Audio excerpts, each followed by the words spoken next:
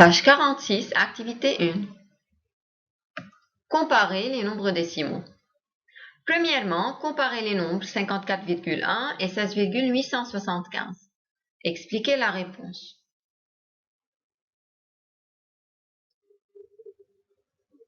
Pour comparer les nombres 54,1 et 16,875, nous allons faire attention à la partie entière de ces deux nombres. Dans 54,1, la partie entière est 54.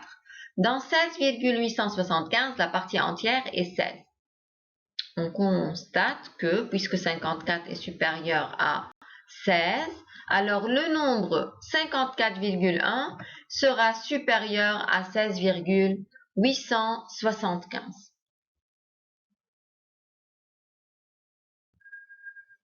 Quatre élèves ont comparé les nombres 2,9 et 2,47 qui ont la même partie entière. Voici leur copie. Julie dit que 2,9 est inférieur à 2,47 parce que 9 est inférieur à 47. Guillaume, Daina et Alison disent que 2,9 est supérieur à 2,47. Revoyons de près la copie de Julie.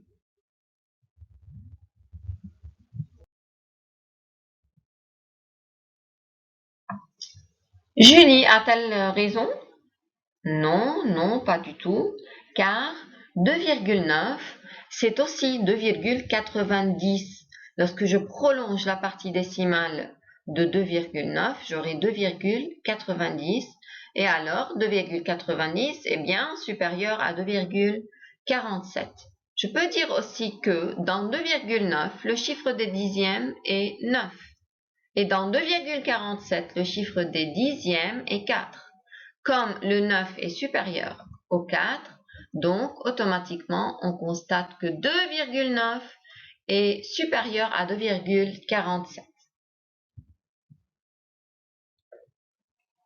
Si on retourne à l'activité, on voit que Guillaume a bien comparé les chiffres des dixièmes. Daina a représenté chaque nombre sous la forme d'une somme d'un entier et d'une fraction au centième, et puis elle a comparé les deux fractions et elle a tiré une bonne réponse. Alison a utilisé une droite graduée et voilà, la réponse est toujours correcte.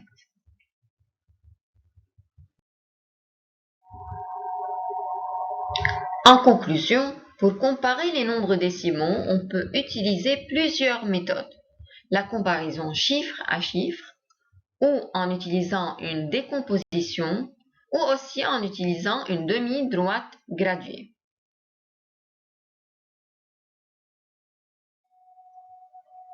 Voici la correction de l'activité 1.